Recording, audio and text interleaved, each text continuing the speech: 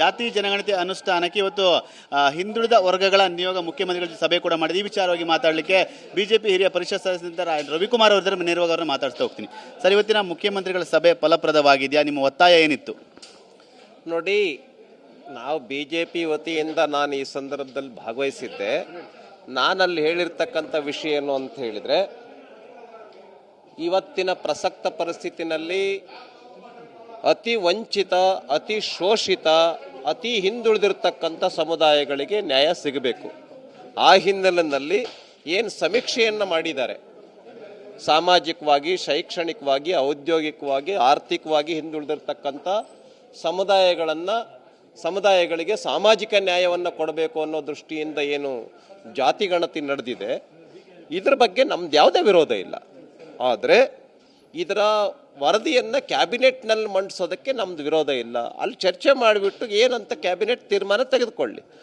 ಈ ವರದಿ ಬಹಿರಂಗಪಡಿಸಿದ ಮೇಲೆ ಯಾವ್ಯಾವ ಕಮ್ಯುನಿಟಿ ಎಷ್ಟೆಷ್ಟು ಸಂಖ್ಯೆನಲ್ಲಿದೆ ಮತ್ತು ಈ ಸಂಖ್ಯೆ ವೈಜ್ಞಾನಿಕವಾಗಿದೆಯೋ ವೈಜ್ಞಾನಿಕವಾಗಿಲ್ಲೋ ಅನ್ನುವಂಥದ್ದು ವರದಿ ಬಹಿರಂಗ ಆದ ಮೇಲೆ ನಮ್ಮ ಕೈ ಕಾಪಿ ಸಿಕ್ಕ ಮೇಲೆ ಗೊತ್ತಾಗತ್ತೆ. ಸರ್, ಈಗ ವರದಿ ಬಹಿರಂಗಕ್ಕೆ ನಮ್ದು ಯಾವುದೇ ರೀತಿಯಾಗಿ ವರದಿ ಅನುಷ್ಠಾನದ ವಿಚಾರವಾಗಿ ನಮ್ದು ವಿರೋಧ ಇಲ್ಲ ಅಂತ ಅದು ನಿಮ್ಮ ಅಭಿಪ್ರಾಯನ ಇಲ್ಲ ಬಿಜೆಪಿ ಪಕ್ಷದ ಅಭಿಪ್ರಾಯನ? ಈಗ ನಾನು ಚರ್ಚೆ ಮಾಡಿರ್ತಕ್ಕಂಥದ್ದು ವರದಿ ಬಹಿರಂಗ ಆದ ಮೇಲೆ ಏನು ಅಂತ ಪಾರ್ಟಿ ಡಿಸಿಷನ್ ತೆಗೆದುಕೊಳ್ಳುತ್ತೆ. ಕಾಪಿ ನಮಗೆ ಸಿಗಬೇಕಲ್ಲ. ಕಾಪಿನಲ್ಲಿ ಏನಿದೆ, ಸಮೀಕ್ಷೆನಲ್ಲಿ ಏನಿದೆ ಅನ್ನೋದ್ರ ಮೇಲೆ ಪಾರ್ಟಿ ತೀರ್ಮಾನ ತೆಗೆದುಕೊಳ್ಳುತ್ತೆ. ಆದರೆ ಕ್ಯಾಬಿನೆಟ್ ಒಳಗಡೆ ಈ ವಿಷಯವನ್ನು ಇಟ್ಟು ಚರ್ಚೆ ಮಾಡಿ ಬಹಿರಂಗ ಪಡಿಸೋದಕ್ಕೆ ನಮ್ದು ಯಾವುದೇ ವಿರೋಧ ಇಲ್ಲ. ಆದರೆ ವರದಿ ಬಹಿರಂಗ ಆದ ಮೇಲೆ ಆ ವರದಿನಲ್ಲಿ ಏನಿದೆ ಅನ್ನೋದ್ರ ಮೇಲೆ ಪಾರ್ಟಿ ಸ್ಟ್ಯಾಂಡನ್ನು ತೆಗೆದುಕೊಳ್ಳುತ್ತೆ, ತೀರ್ಮಾನವನ್ನು ತೆಗೆದುಕೊಳ್ಳುತ್ತೆ. ಈಗ ಮುಖ್ಯಮಂತ್ರಿಗಳು ಕ್ಯಾಬಿನೆಟ್ಗೆ ತರುವ ಬಗ್ಗೆ ಏನಾದ್ರು ಹೇಳಿದ್ರಾ ಇವತ್ತಿನ ಸಭೆಯಲ್ಲಿ? ಹೇಳಿದ್ದಾರೆ. 18ನೇ ತಾರೀಕು ಇದೆ, ಅಕ್ಟೋಬರ್ 18ನೇ ತಾರೀಕು ಕ್ಯಾಬಿನೆಟ್ ಒಳಗಡೆ ಈ ವಿಷಯವನ್ನು ಇಡ್ತೇವೆ, ಚರ್ಚೆ ಮಾಡಿ ತೀರ್ಮಾನ ತೆಗೆದುಕೊಳ್ತೇವೆ ಅಂತ ಮುಖ್ಯಮಂತ್ರಿಗಳು ಘೋಷಣೆ ಮಾಡಿದ್ದಾರೆ. ಒಂದಷ್ಟು ವಿರೋಧಗಳು ಕೂಡ ವ್ಯಕ್ತವಾಗ್ತದೆ ಪ್ರಬಲ ಸಮುದಾಯಗಳು. ಯಾಕಂದ್ರೆ ಬಿಜೆಪಿ ಆಗ್ಬೋದು, JDS ಆಗ್ಬೋದು, ಕಾಂಗ್ರೆಸ್ ಇದರಿಂದ ನಾಯಕರು ಕೂಡ ವಿರೋಧ ಮಾಡ್ತಾ ಇದ್ದಾರೆ. ಅವರು ಮುಖ್ಯಮಂತ್ರಿಗಳು ಹೇಳಿದ್ದಾರೆ, ಇದು ಆ ಕಮ್ಯುನಿಟಿ ಇಷ್ಟು ಸಂಖ್ಯೆನಲ್ಲಿದೆ, ಈ ಕಮ್ಯುನಿಟಿನಲ್ಲಿ ಇಷ್ಟು ಸಂಖ್ಯೆ ಇದೆ ಅನ್ನೋದು ಅಸತ್ಯ. ಇದು ಕಾಪಿ ನನಗೆ ಗೊತ್ತಿಲ್ಲ, ನನಗೆ ಕಾಪಿ ನೋಡಿಲ್ಲ ನಾನು. ಸೊ ಈ ವರದಿಯನ್ನು ಇಟ್ಟು ಕ್ಯಾಬಿನೆಟ್ ಒಳಗಡೆ ಚರ್ಚೆ ಮಾಡಿ ಕಾಪಿ ನನ್ನ ಕೈಯಲ್ಲಿ ಸಿಕ್ಕ ಮೇಲೆ ನಾನು ತೀರ್ಮಾನ ತೆಗೆದುಕೊಳ್ತೇನೆ.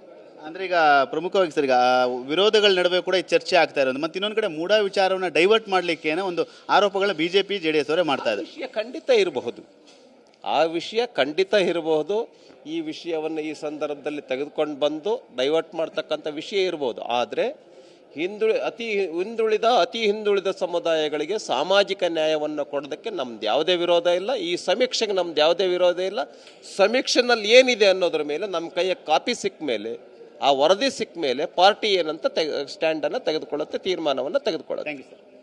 ಇದಿಷ್ಟು ಎನ್ ರವಿಕುಮಾರ್ ಅವರ ಮಾತು. ಯಾಕೆಂದರೆ ಯಾವುದೇ ರೀತಿಯಾಗಿ ಅನುಷ್ಠಾನದ ವಿಚಾರವಾಗಿ ನಮ್ಮದು ವಿರೋಧವಿಲ್ಲ. ಅದಾದ ನಂತರದಲ್ಲಿ ಬಂದಂಥ ಬಹಿರಂಗವಾದ ನಂತರದಲ್ಲಿ ಏನು ಕಾಪಿ ಇರುತ್ತೆ ಅದರ ನಂತರ ನಾವು ನಿರ್ಧಾರವನ್ನು ತೆಗೆದುಕೊಳ್ತೀವಿ. ಯಾಕೆಂದರೆ ಇದು ಒಂದು ರೀತಿಯಾಗಿ ಮೂಢ ವಿಚಾರವನ್ನು ಡೈವರ್ಟ್ ಮಾಡಲಿಕ್ಕೆ ಕೂಡ ಈ ಒಂದು ವಿಚಾರವನ್ನು, ಜಾತಿ ಜನಗಣತಿ ವಿಚಾರವನ್ನು ತಂದಿರ್ಬೋದು ಅನ್ನೋ ಒಂದು ವಿಚಾರವೂ ಕೂಡ ಇದೆ ಅನ್ನೋ ಮಾತನ್ನು ರವಿಕುಮಾರ್ ಅವರು ಹೇಳ್ತಾ ಇರುವಂಥದ್ದು. ಕ್ಯಾಮ್ರಾಮನ್ ಜಗನ್ ಜೊತೆ ಸುನಿಲ್, TV9 ಬೆಂಗಳೂರು.